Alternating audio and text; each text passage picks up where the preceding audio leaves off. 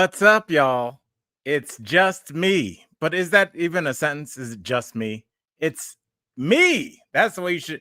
That's why I enter rooms, colleagues. I just yell, "It's me," and then I'm escorted out. I think there's some racial undertones there. Maybe I'm being weird. Anyway, happy to be here. It's a Monday. We got lots of things going on. Tori is wrapping up her trip. She has been missed. I'm sure if you guys have been following her story, you guys know that she uh, promptly got COVID on that cruise ship. Did I hope I can say that? But I mean, it's not a secret. It's nothing to be ashamed of. Look, I my girl and I are throwing around the idea of going to Alaska for her mom's 70th, an Alaskan cruise. I want to go on an Alaskan cruise. Let that be stated outright. She thinks I'm biased against cruises, which I am, but that has nothing to do with what we're talking about now. My kids and my ex-wife and a lot of my extended family went on a cruise last year. It's kind of like the final, that last cruise before most of the kids are going to go to college. My daughter moved into her dorm yesterday. Yes, shout out to those good folks at Drexel. You guys made a good decision to let my daughter in. She's going to kill it. I'm so proud of her. I cannot wait to actually. I just love. Okay, do you want me to be selfish? I think I can do that. I help pay for her education. I like that the school's in Philadelphia. I need a reason to go back to the East Coast more. When you're in Denver, it's a bitch to kind of get there. But once you're there, like I did that tour with Frank Caliendo, so we hit like DC, Philadelphia, and all those cities. And every time I go there, I'm like, oh, it's effing awesome here. I love those cities. I love how they're dense, but they move, and there's like always these cool little places you can duck into. And because it's a city, you can feel like business and commerce going on around you, these big buildings. Now, granted, I don't know anything about business or commerce, but I do like the idea of being close to it. So I'm excited to hit Philly, and then by proxy, I can hit DC and New York. Yes. Am I making my daughter's freshman year of college about me? Yeah, I am. I'm so proud of her. Bria, I love you, girl. And I can't wait to hear about how your first official day went, which would be today. What else is going on with me besides? Oh, we were talking about the trip that she took with my sons and her mother and her grandmother. Lots of them got COVID. And I was telling Tori, I don't want to be too much told you so while somebody has COVID in another country, because that sucks. That really sucks. But cruise ships are a lot like why I was worried about my career as a comic when COVID hit the first time. Their comedy is based on people in a condensed, closed space, literally throwing their mouth open and laughing if you're doing it right. And cruises, yes, you can hang out outside. Sometimes it's a little breezy outside. So you end up inside, and the hallways are tight. The eating quarters aren't tight, but you're sitting with a randos you don't know, depending on where you're eating. And, I'm sure Tori was on a very nice cruise with her dad. But guess what? COVID doesn't know how much you paid for that cruise. It just knows it's a bunch of human beings. Plus, the norovirus is on a lot of those too. Let's be real. There's a Netflix documentary about the norovirus. I was on and working for Carnival Cruise Lines at the time that was a big deal. And the norovirus is a nasty bug. And I'll say this: cruise ships are about as clean in terms of like focus on cleanliness as you can be. Cruise ships, to their credit, they don't F around, y'all. They're very serious about fires on board for obvious reasons. They're very serious about any disturbance on board, or any like kind of medical situation. And a bunch of people getting explosive diarrhea counts as a medical situation. So they keep them clean. They wipe those rails down. They have the staff constantly cleaning, but it's kind of like, in a weird way, like where bacteria grows, kind of moist, some dark areas, manufactured kind of temperature inside of the cruise ship. And it's just a haven for bacteria. So That's why I worry about getting on them. So you got the norovirus, and if that doesn't get you now COVID, I don't know. What I do know is I can't wait for Tori to get back here. I've been talking to her quite a bit, and she said she's feeling better, but it is COVID. You know, Michael Dean and I tried to get her to go all Paxlovid with it, and she was like, it's kind of hard to get meds overseas, and you know, different countries have different, you know, regulations in terms of who can give medicine, and I guess you have to go see a Viennese doctor. Am I saying that right? To get a Viennese prescription to get Viennese COVID, and I'm sure that's not an easy process when you are not Viennese. Am I saying, is that how you say somebody is from Vienna? That's what I think. It's I don't know if not, then I'm right, and they need to go with Viennese because it sounds very elegant. So Tori, get better soon. I love you, and we miss you on the show. It feels like she's been gone forever. Like, also, let's get to the bigger question. Not is Tori going to be okay? Does Tori need this much vacation? What is she, an effing longshoreman? What is she battling 40-pound carp right off the coast of New England? Why does she need a 2-week vacation? From what? You have an awesome life. You get to talk to me every day. So Tori, get better and stop taking in a vacation that is a 12th of the year in the fall, no less. Come on, girl.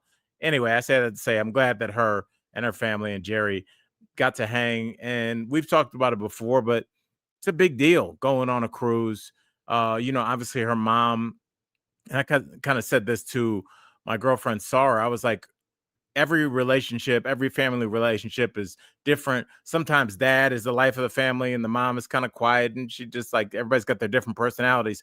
But in that family, her mom's personality, I spent a lot of time with that woman. It was magnetic. She was literally that family's son, and they orbited around her. And now they're kind of trying to figure out what they're going to orbit around and how they're going to initiate conversations and figure out, like, what do you guys like to do? You know, I'm sure every vacation, you know, depended on what all 4 of them wanted to do, but now it's 3 of them. And this is one of the things that Jerry wanted to do. And I'm really happy that Jerry's out there. I saw lots of pictures. He looked great. I will say this. Tori, she's always speaks so highly of her dad, but she kind of like when she does her, you know, how like Erica does her impersonation of her father, and it's always, you can't tell me that. I don't even know. Like Erica's got that. When Tori does her version of her dad, it's not to that extent, but Tori's like is always like she always presents Jerry as very like, well, you know, and Jerry's like a cool dude. Like for a lawyer, his office is cool. So like I think Jerry's got a lot of things that he's probably excited to do, and I can't wait to follow that family's journey. Jerry, you know, Tori, sis, we are thinking about you here on Friends from Work, and we're glad that you guys joined us. So, Michael Dean, what do you say? I stop blabbing, and we get started. Let's do the main story today because we got to get right into it. And when I say main story, I'm talking. Well, what could count as a main story? Because this could be what famous people are doing. We aren't talking about, you know, the Emmys, but it's the main story.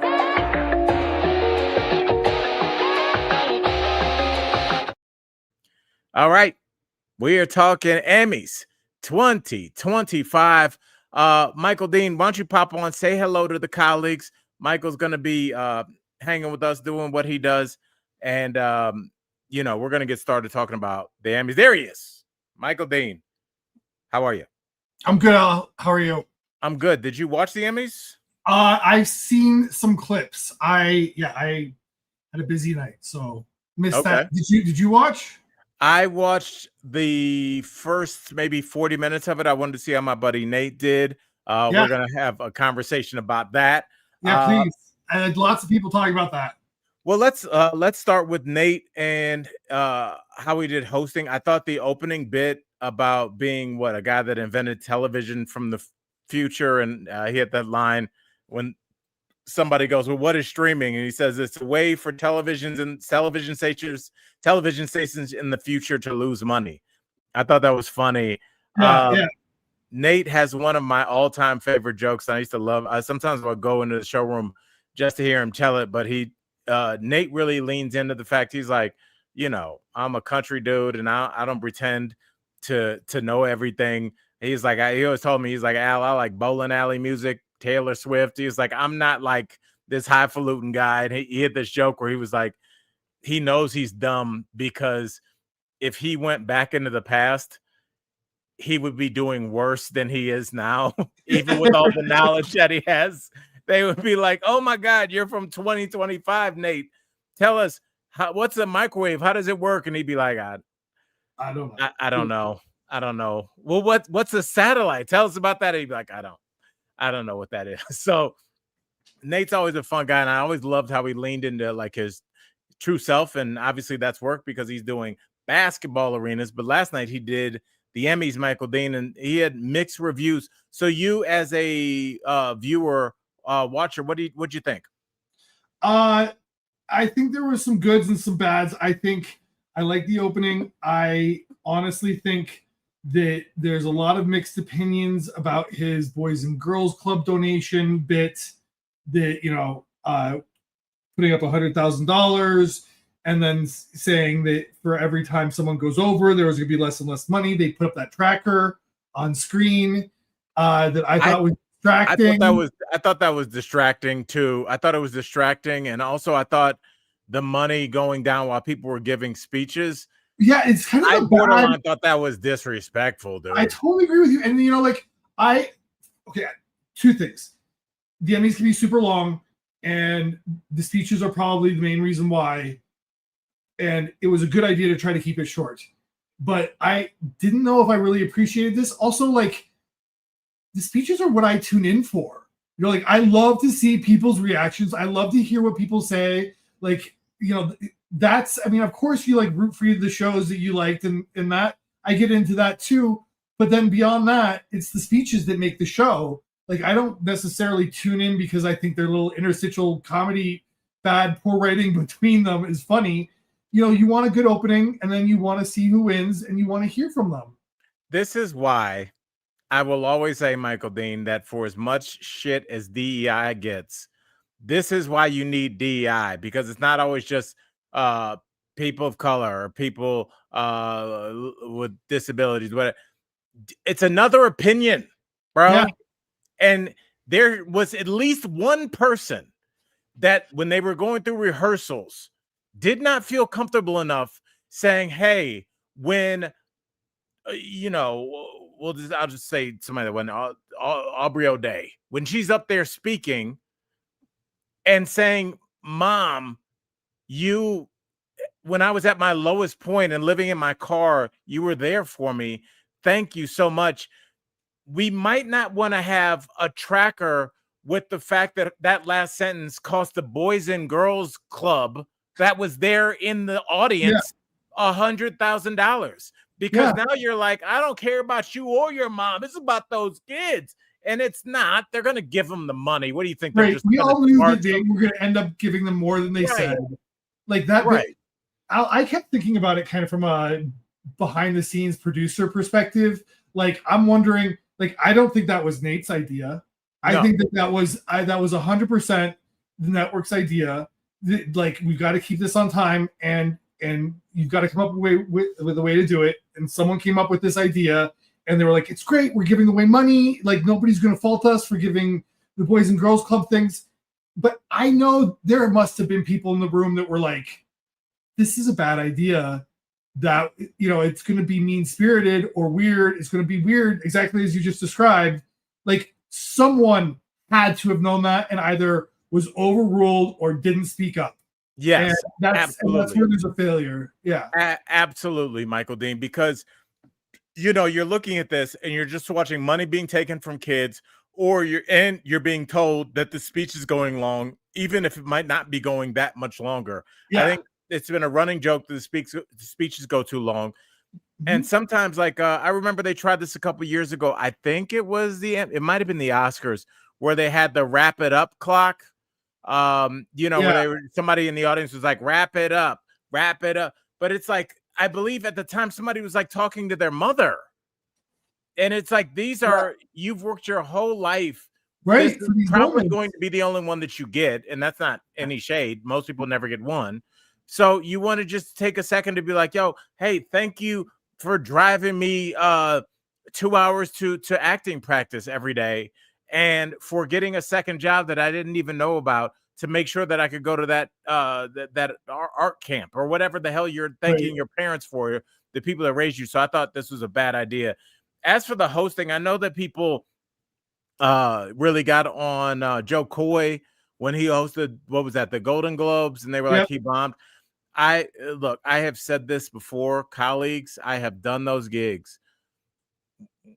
Here's what you don't want as a comic. You don't want kind of weird seating where it's the circular tables. That's a kill shot. Right. When when a third of the audience has to do like this while they're chewing, it's going to be bad. Full dinners, circular tables, rich people, people that don't want to be seen laughing at anything untoward, laughing at anything that is considered mean. So every joke that you make, even if they want to laugh at it, even if they would laugh at it in the green room or the break room, they almost have a responsibility to make sure they're like, every joke, I'm like, so then, something, Boys and Girls Club, they're like, okay, funny. Can I laugh at a Boys and Girls Club? Oh, that wasn't a shot at him. Okay, that's okay. And then the laugh is that Hollywood. You're not going to get laughs like you do on a Friday night in Baltimore. You're not going to get laughs like you do when you're killing in a room in Atlanta or Miami. Sometimes like those rooms with regular folks are literally, the energy in there is like, it's intoxicating. And the energy in these rooms with rich people, I'll tell you what, you give me a room full of a bunch of construction workers, 3 or 4 drinks deep on their holiday party with their wife with them, I'll take that room 10 times out of 10 over a Golden Globe, because rich people aren't funny. They don't get humor. Humor comes from life kicking you around a little bit, getting a divorce, which we're going to talk about later, losing jobs, wondering if you're doing the right thing with your kids, wasting your college degree, whatever it is.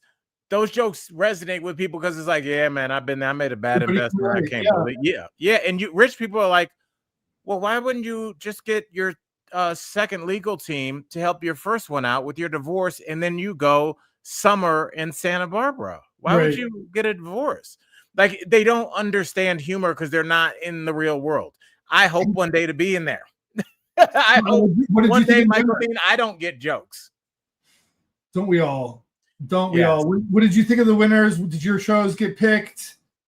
My shows Severance obviously was nominated for it seems like a bunch of stuff. 27. Yes. Well, the only thing with Severance is I feel like we as the audience should have gotten an award too for pretending that we know what the hell's going on that show. Michael Dean, I don't know what I'm looking at. I don't know what's going on. I'm so confused. Bro, and everybody's like, oh, it's so good. Yeah. Oh, it's almost like the Emperor's New Clothes. I don't know if colleagues, if anybody is watching that show, but it's just like they're in an office and then they go outside and then all of a sudden there's in the woods and then a baby goat comes there and then somebody gets killed with a bat and you're like, what in the hell is happening? That was the last episode I watched because I got so confused what the hell was going on. They're like, what was it? The field day or field trip day. Yeah. Super weird. I don't get it. And now that we haven't watched it, now I'm gonna have to go back and rewatch the episodes I didn't understand to then get to this season that I'm not gonna understand. So Severance did okay. One thing that I thought was weird, and I don't know if you colleagues, if y'all picked up on this, when there's a lot of these shows, because it's not just CBS, ABC, and NBC, where you would just like, even if you didn't watch the shows, you'd be like, I know what Blue Bloods is, or I know, you know what certain shows are, or Chicago Fire. You don't watch it, but you get it. It's like when they're showing the shows that are nominated for an Emmy. Can I have a clip, please? Can I have a clip of the show? Like 20 seconds as an advertisement because what you want, because the Emmys are usually something that people watch. First of all, you're definitely a television watcher. You're definitely a person that watches television to the point where you care enough to even see the actors, what they're doing outside and win awards for it. And you're probably watching it with a partner or a friend of yours that you're on the phone with or something, where me and Michael Dean are on my couch watching it. And Michael Dean goes, "Oh, what is Adolescence?" I go, "Man, my boy told me, should we watch that? Let's just binge it." Like you want, but I want a clip. Right. So I can say, "Oh, that little 20-year-old girl smacked her mom. What was that about?" I want to I need a reason to watch it. And we got no clips of the shows that didn't win. And so I'm like, I still don't know anything about the shows that didn't win. And I have no incentive to seek them out. Yeah, I totally agree with you. So that I only had a few gripes. I was going to ask you, were you surprised that Kathy Bates didn't win or get nominated for Matlock? I thought she might I totally agree with you. I also really feel for Harrison Ford. He has never won an Oscar or an Emmy or any of those things, which is kind of crazy when you think about his career. And not for Indiana Jones. Yeah, no. And I really, really, really love that Apple TV. What is it called? The Studio. The studio. No, The Studio is with Seth Rogen. Which, by the way, have you seen that? I have seen that. Really hilarious. No, it's the one about he's a psychiatrist in an office. Anyways, it's really, really good. Yeah, Apple TV is an amazing program. Shout out to Apple TV coming on strong. I really did enjoy The Pit, and I like the concept. And it was kind of cool to see Noah Wyle up there shouting out the medical workers. Yes, well, he's never been one. Bro, look. Well, he played one on 2 very well-known dramas for years. I'll tell you, this is, colleagues, you tell me if I'm hating. I will listen to y'all if you tell me I'm hating with this. But you know what I don't want if I'm a trauma nurse and I'm in the break room and I've got 20 minutes before I have to go deal with the worst thing that anybody on this stream right now has ever seen. And it's the 3rd time I've seen that tonight. I don't want a Hollywood actor saying, "This is for you guys that are just getting off shifts. Mazel." Bro, get your award and go. But you didn't want that smoke. That's why you went to acting school. I don't think people understand what goes on in ERs for real, because the ERs we've all seen are all played by models. Oh, yeah. George Clooney is my surgeon. Cool. Well, usually, also, can you imagine what really is happening? And I don't know, I wouldn't like that. But what do you think? Well, I have to say, if you watch The Pit, that it was 24 hours, or I think so, almost 24 hours, maybe not, maybe 14 hours in the day of the people that live there, and the amount of stuff that went on in that ER is just bonkers. And so, I mean, it definitely was a fictionalized telling of all of that. But yeah, I'm sure the actual things that go down in an ER are crazier. Right. People can be crazy. I hear stories because I have a friend who's a chaplain at a hospital, and he's got some really crazy stories about the stuff that he's seen. I can't imagine. Yeah. People, it's people at their worst. Hey, let's get to the next topic. All right, let's keep it moving. Are we going to talk about? I'm assuming Charlie Kirk. Yeah, let's do it. Let's have a little chit chat. All right, let's do it. Let's get to this right here. I don't know which one I want to use. How about let's go back to a main story one. Obviously, I don't have my mouse mic.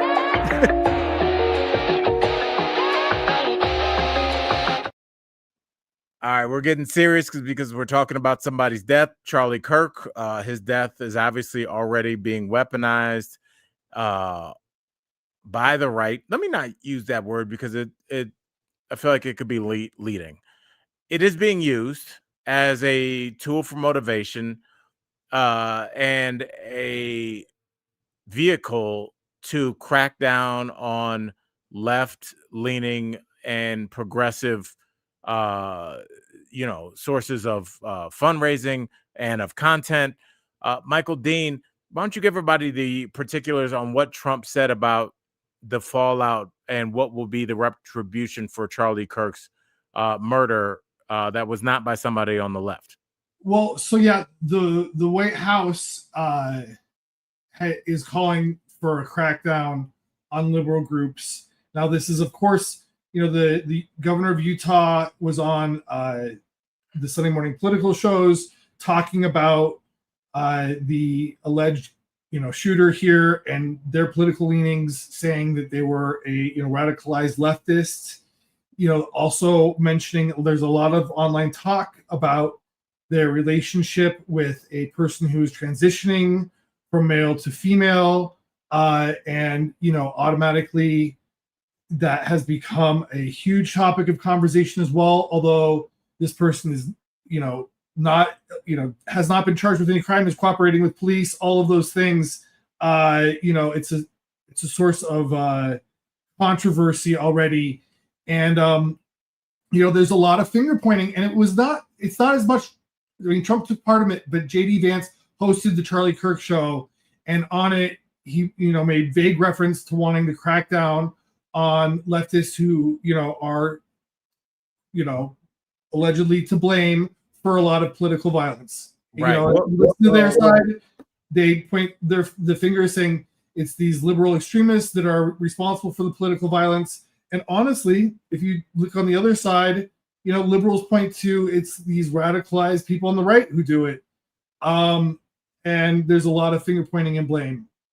Well, I mean, in this case, the liberals are absolutely correct. What the internet trail left by Charlie Kirk's killer led to was a group and a section of people on the internet called groypers.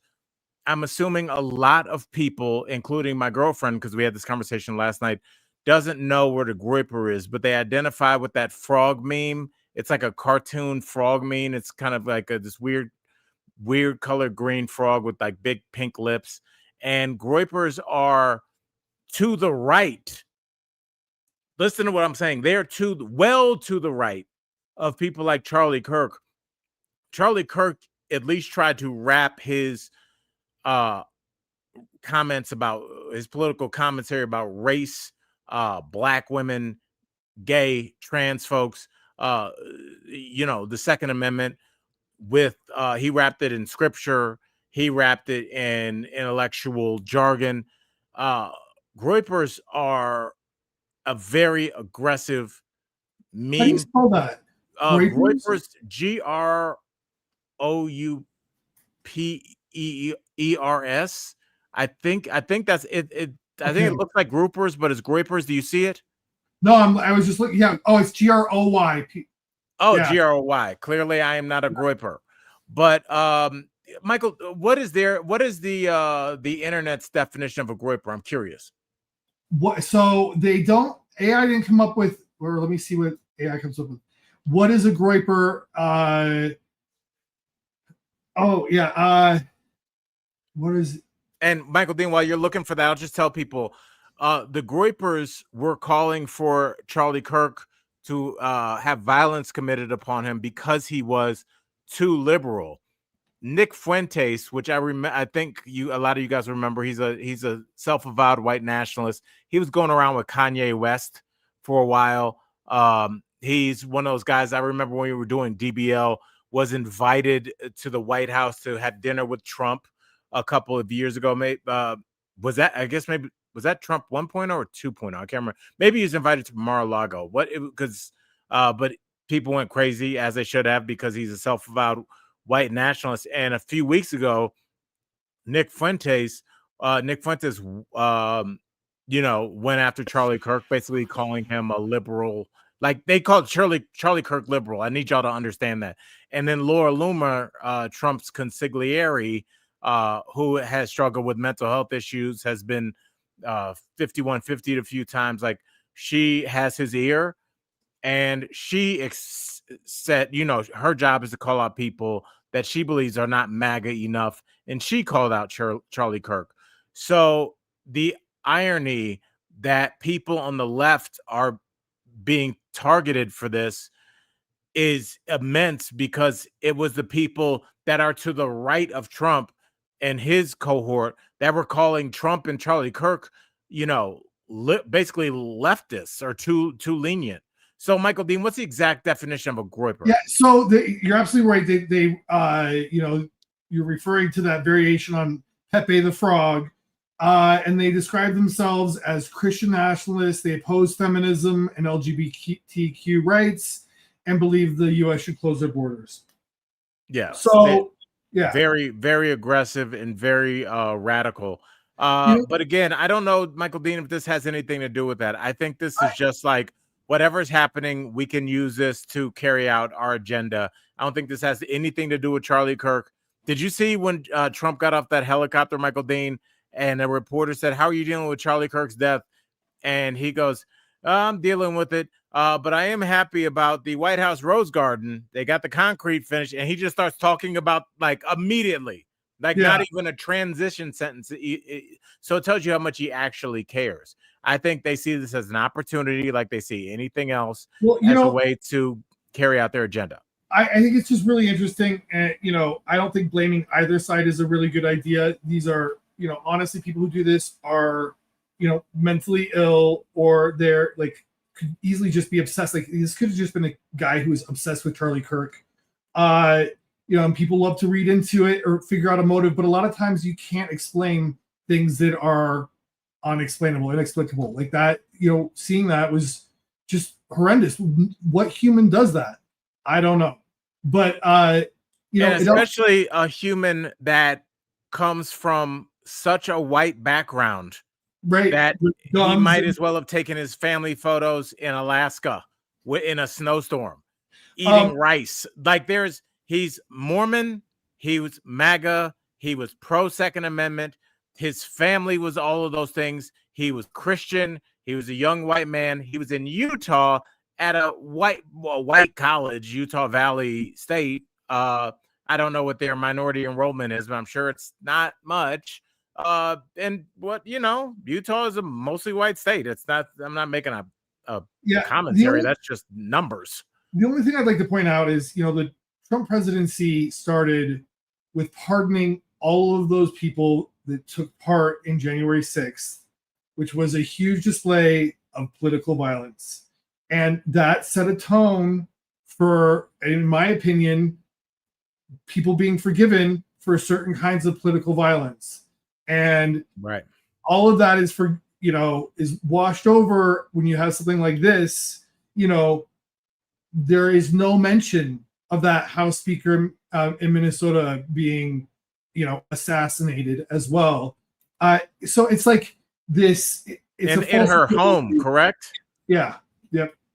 Or not Mitch McConnell, Nancy Pelosi's husband, her elderly husband. Not that it matters, but he was attacked with a hammer, y'all. Yeah. And even though they don't speak on it, people are saying that he will never regain cognitive function again. Like he's an old man that was hit with a hammer. We haven't heard one. Michael Dean, what was that? Was it in Pennsylvania? The governor's office was set on fire? Yeah. And no one said shit? Yeah. And let me ask you this, Michael Dean, now that I said that. Do you think that's the left's fault for not making a bigger deal of these issues? I think the finger pointing and the blame is not helpful at all. I think if you're really wanting to do this, you have to take down the temperature on both sides. Unfortunately, I think you're right, but I just look at it from a different perspective. The left doesn't talk about, it as much. Who's to blame? Who is this thought? Did someone's political beliefs have anything to do with this? Was this motivated by being radicalized on the right? Some of that gets attention, but not quite the same way, because I think that the left is more into wanting to bring down the temperature of the room, keep everybody safe, and doing that is, fits better with their worldview. And you listen to people's reaction to this, and this is a martyr, this is a call to action, this is a turning point that is going to further the war and fuel that, and that that works with their perception, their worldview and perception. I just wonder, will it fuel the war because everybody knows it's not real fuel? If somebody that was draped in the rainbow flag, had a rainbow tie-dyed rifle, and shot Charlie Kirk, and then stood up and said, "This is for LGBT rights," that would be the fuel that they need, because they would have a visual representation. They could look at the background and say, and see, look at this post saying "death to the right." People, for as much as they may be brainwashed, and for as much as they may be hoping and praying that it was a leftist, or that they were, there was a couple of memes in Black culture. I don't know if you got them, Michael Dean, but they were basically going around saying, before they released the picture, when people heard the name Tyler Brian Robinson or whatever, and it was just black people like eating popcorn nervously because the humor behind that is real. Because if it is a person of color, the avalanche of shit that is going to come downhill from one person. It's just interesting how we readily accept that if the shooter had been black or had been LGBTQ+, without even much argument, those communities would have to own that. They would, even though you were at IKEA with your partner this weekend, and I was working around the house this weekend, all of a sudden we have to now explain away what some random dude we never met, what his or her motivations were.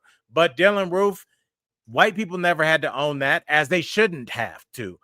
The guy that walked into that Walmart and killed 27 people, mostly of Mexican heritage, white people never had to own that, because that's ludicrous. Why do I have to own something that somebody I've never heard of did, and then explain their motives when I don't even know what they look like? It's a faulty premise, and it leads us to not being able to have the conversations that actually need to be had. So, all right. Well, thank you. All right. Well, let's keep it moving, Michael Dean. There was one thing that you wanted to bring up that I didn't want you to forget. Well, Michael, I'll tell you, I won't forget, because I'm drinking Syria non-alcoholic beer. Yes, in the middle of the day.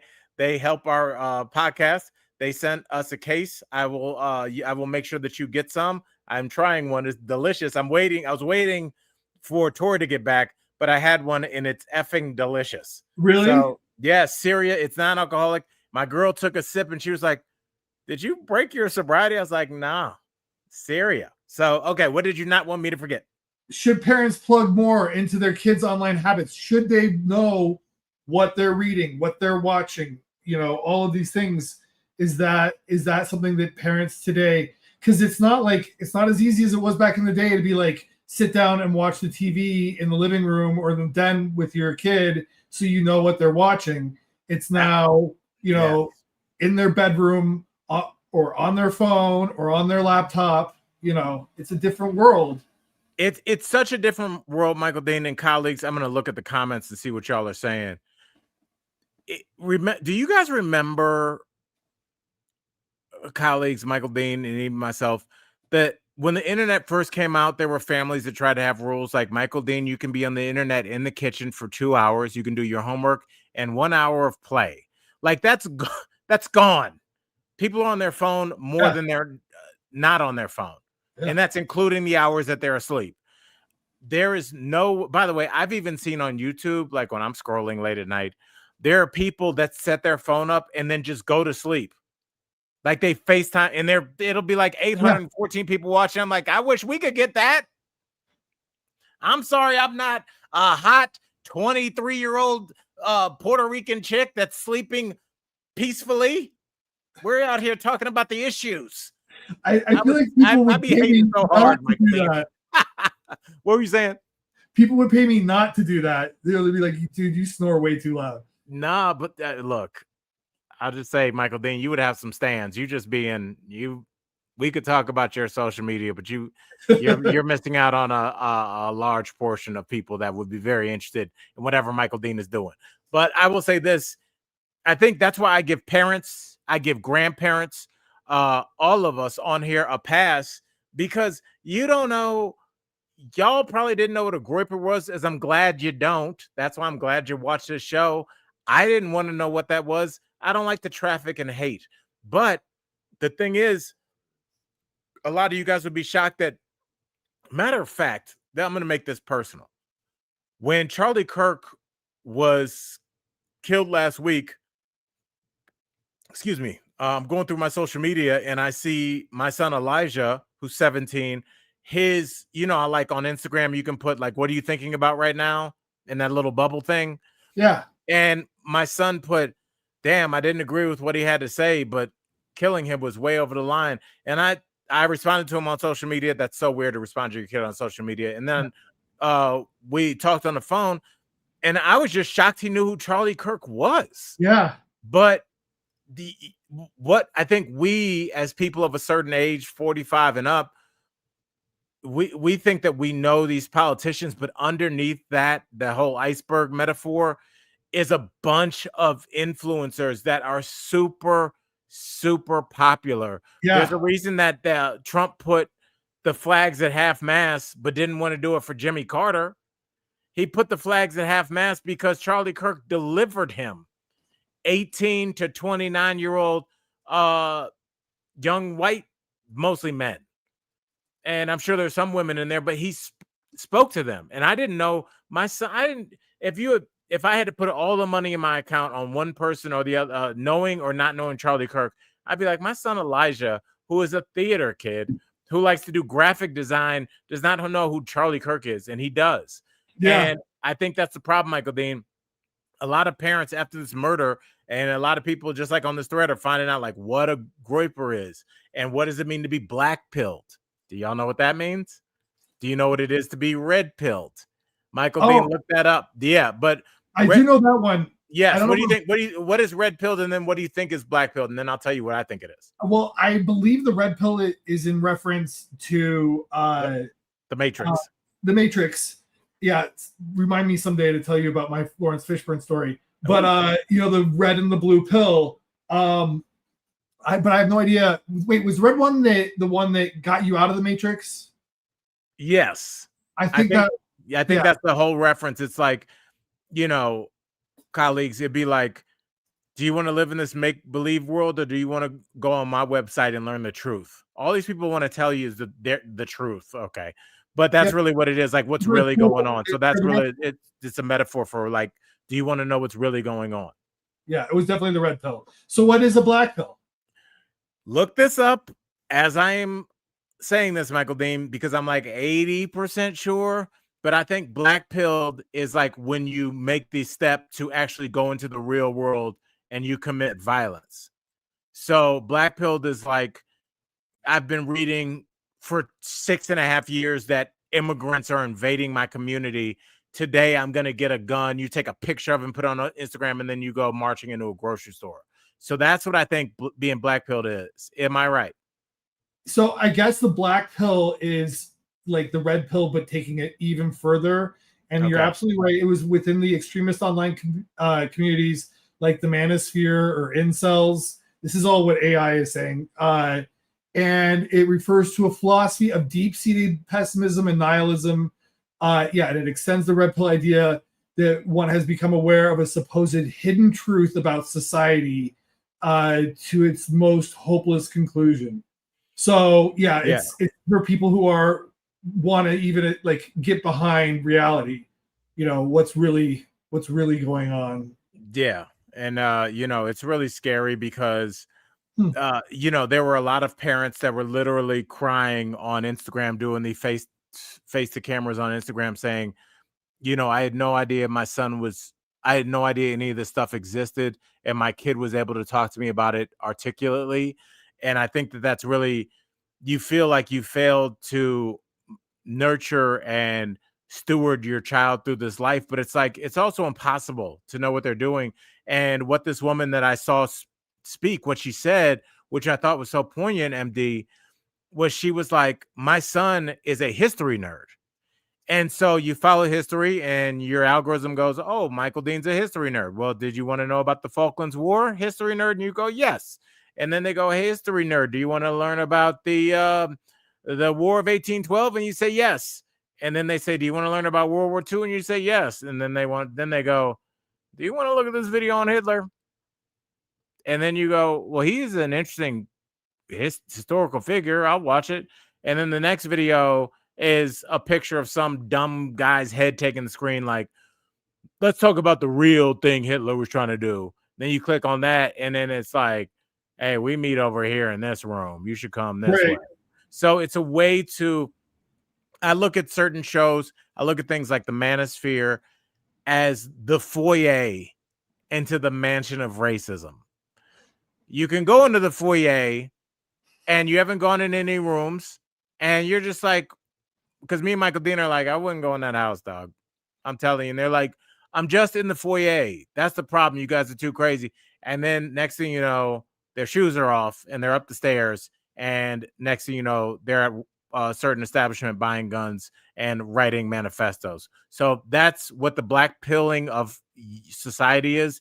And it's something that's very difficult to guard against, because like this young man that committed this act of murder, it's not like these people are walking around stabbing citizens every day. These are like, this guy was like, wanted to be an electrician. He was like, one point active in his church, comes from a, God-fearing family and a God-fearing state. Never said anything. People are saying he never said anything about politics. And that's the thing. That's what being radicalized is that switch flips and you act on these impulses. And next thing you know, we're talking about it on Friends from Work. All right, Sarah, so Michael Dean. Oh, please. I just want to say, Sarah, you definitely have it right, that these are people who are lonely and isolated, and they're desperately seeking community, and that's what these groups provide. A lot of people are willing to go with the perversion of the truth or whatever their beliefs are, because they've been blackpilled and they know the truth. You know what I mean? And so it's like, it's a sense of belonging that a lot of conspiracy theorists feel this way, is that you're part of this community that knows the truth and you feel part of something, and that's, people are missing that these days. Well, and also, Michael Dean, there's a do you remember Ghostbusters 2? Maybe. Remember there was a river of slime under New York City that was making everybody mad? Yeah. Yes. First of all, I remember that movie too much. The painting that came alive, the name was Vigo the Carpathian. Oh, it's so embarrassing. I know that. That grad school, that was money well spent. But there's that river of slime in Ghostbusters 2 made people upset. And I know there's colleagues in the room like, well, when I felt lonely during the pandemic, why didn't I get radicalized? Why didn't I get red pilled? It's because you don't have this seething layer of anger in the world that is around you. Some of it, a lot of it, is righteous. These younger kids don't feel like they have a chance to make the same living that their parents or grandparents did. They don't feel like their chances for finding a partner are as good. Right.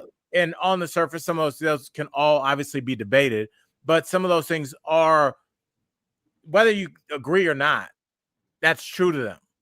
Yeah. That this world has somehow effed them out of what they could have.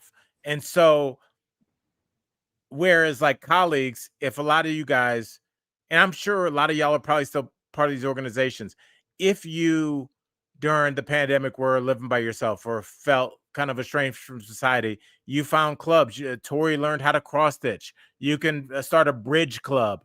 You can do something where my mom and her girlfriends would have wine, happy hour and stuff like that. You could just, because you guys have love in your heart.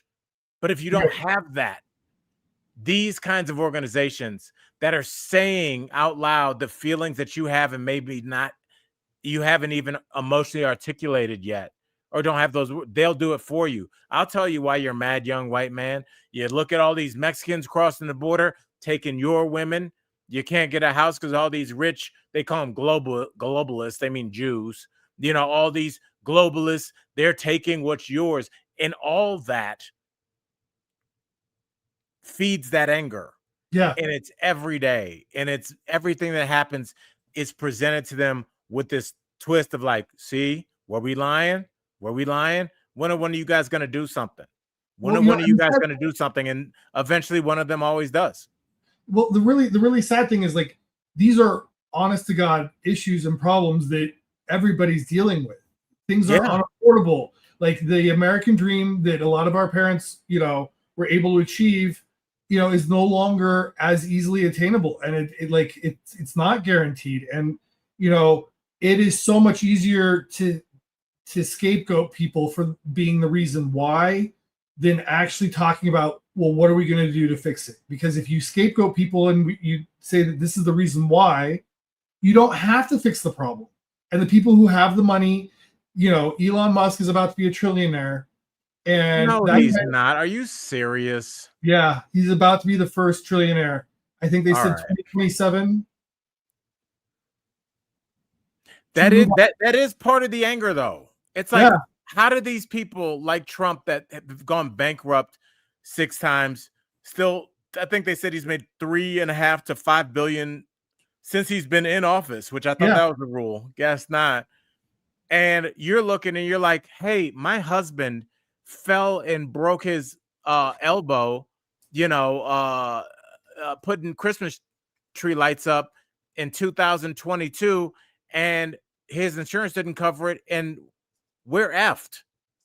Like, so it does seem like, so the anger is righteous, but it's being acted on in the wrong way. The way to act on it is a lot more boring, Michael. It's about, local politics. It's about finding candidates that you agree with, helping their campaign, maybe not even financially, but also holding them to account. But unfortunately, people they want their politician to just be their mouthpiece, and they're just mad. So they want Marjorie Taylor Greene to call gay people snakes or black people thugs. And I hope you feel better.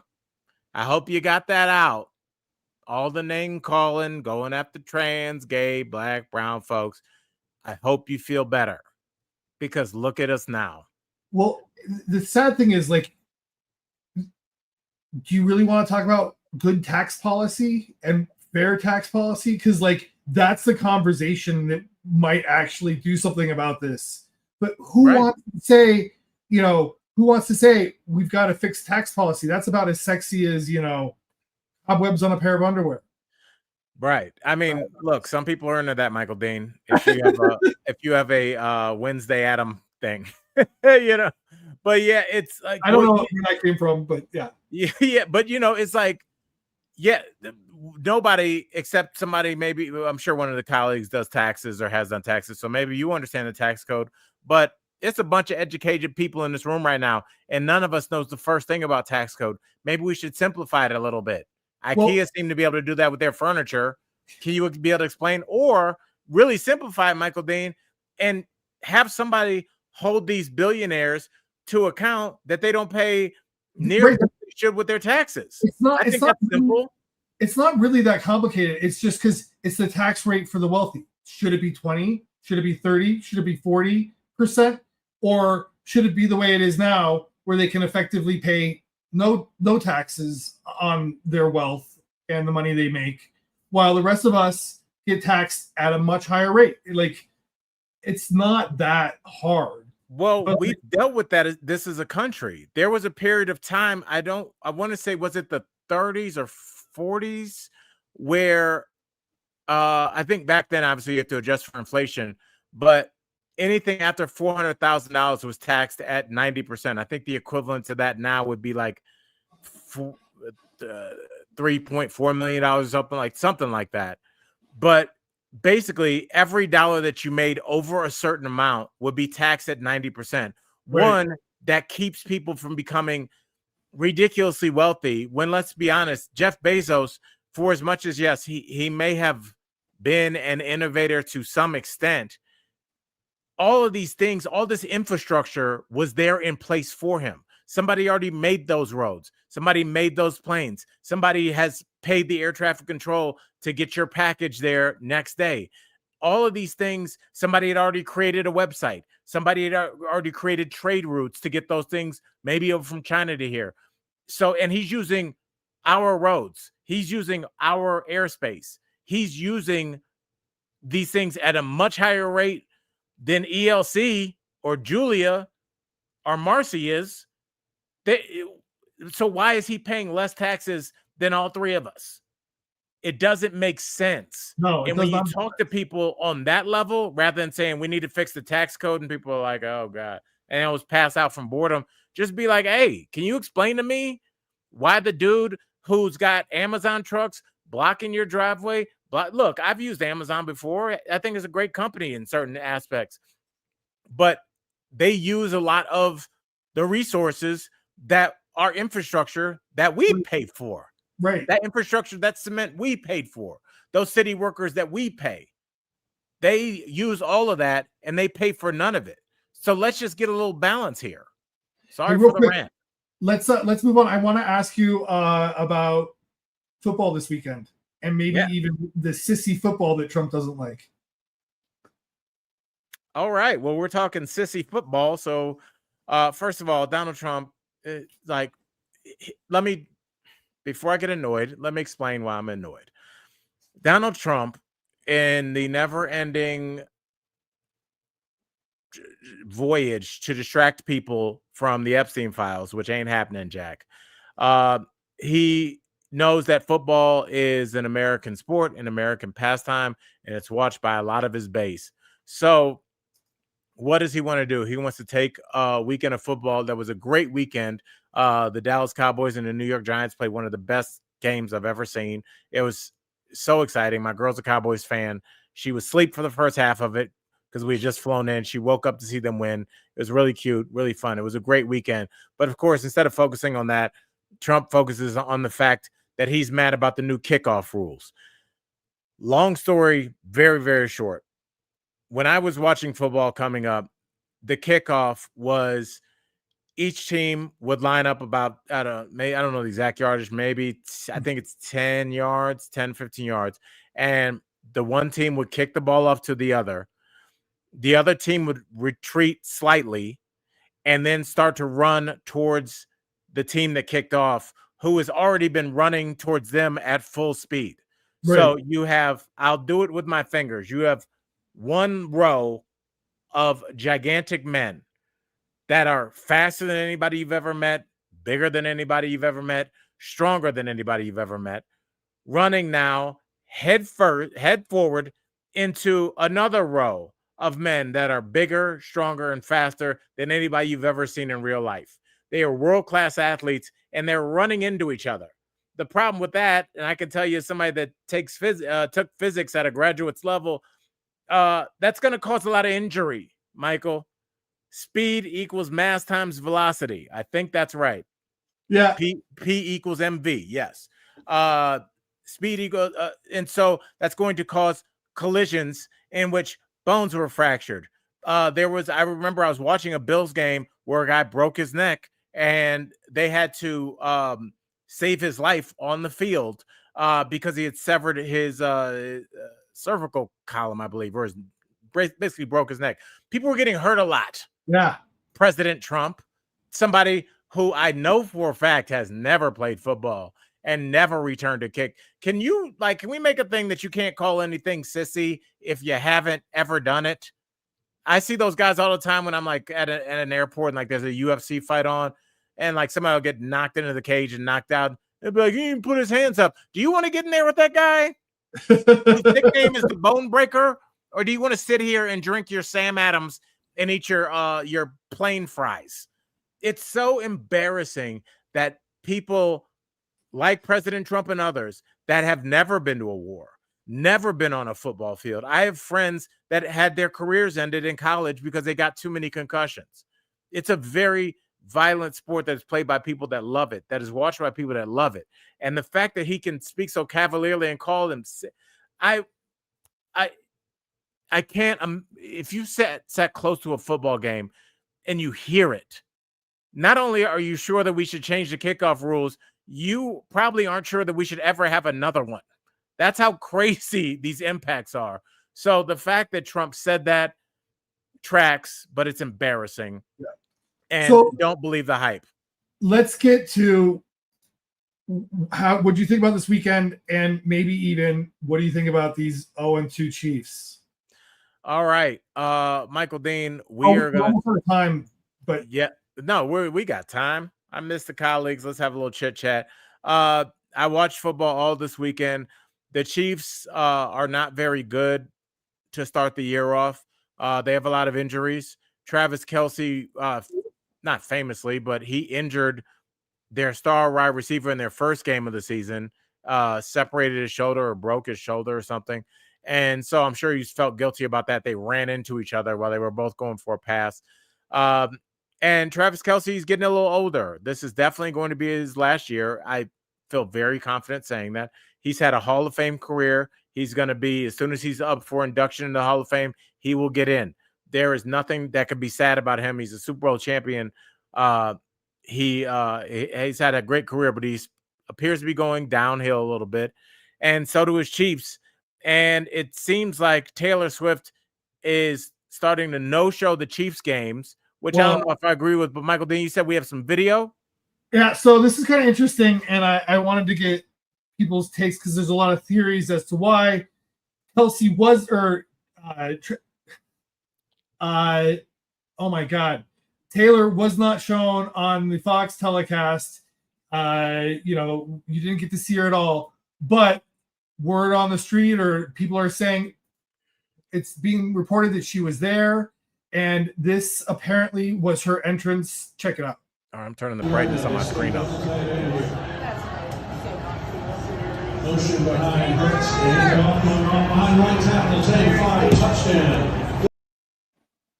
Yeah, that was her. Yep. That was definitely her. What do you think they're doing? Bringing in the mummy? Like, that's definitely her. And I want to get that famous when somebody's. I can only go somewhere if I'm in a bank vault. Do you know what kind of swag you have, Michael Dean? When I'm like, I would love to go out with you, Michael, but I have to be encased and entombed in a sarcophagus. Apparently that was bulletproof. Yes, I'm sure it is. I mean, I went to a Chiefs game. A friend of mine hooked me and my girl up with incredible tickets last season, and we were in a suite not too far away from Taylor's. And there were also a lot of other famous people there. And there is Security that's got like the real guns, the guns that go over your shoulder with the strap, whatever those are. Clearly, I'm not a gun guy. And so there's famous people there. And I don't think that she would miss his game, especially now that her tour is over. But I'm sure she also doesn't want to be a distraction. So the theories, according to online, there's a couple. Here we go. Security concerns. There was a famous person who was just assassinated this past week, right? Obviously. She died or cut her hair. Maybe. She's pregnant. Another one. She doesn't want to steal Travis's spotlight. And the other, which I think is far from what it actually is, she's still recovering from being booed at the Super Bowl by Eagles fans. I wonder if she recovered by going on the most successful tour of all time and being cheered by everybody on the planet. I have a feeling that cheered her up. Second of all, I don't think Taylor does anything that Taylor has not planned out perfectly. I do think she will be with child. I think that will be after the wedding. And also, if she didn't want to be seen, she wouldn't have been seen at every game last year. Right. These are all theories, and that fact she died is not going to be addressed because that's gross and dark. So I will just say that she went there, and she probably was maybe she was just like, I don't want to deal with all the cutaways and stuff. Right. Let me just like go watch my man and be out. You ever like go to a baseball game or something? One of your friends is like, come watch me play softball. And you're like, Jesus. But you go and you don't sit in the stands, but you like look through the chain link fence and you watch a couple plays just so you can say you were there. You're like, oh, Michael Dean, you almost dropped that one in the outfield, and then you leave, but it seems like you were there for the whole game. So, yeah, I just think she went peep game, saw her man, swooned, and bounced. Yeah. And with that said, Michael Dean, you did a fantastic job filling in. You guys, write Tori some well wishes. She'll be back soon. And until Wednesday, Michael Dean, I guess we got to say it. We're out. Have a good one, guys. Love you, man.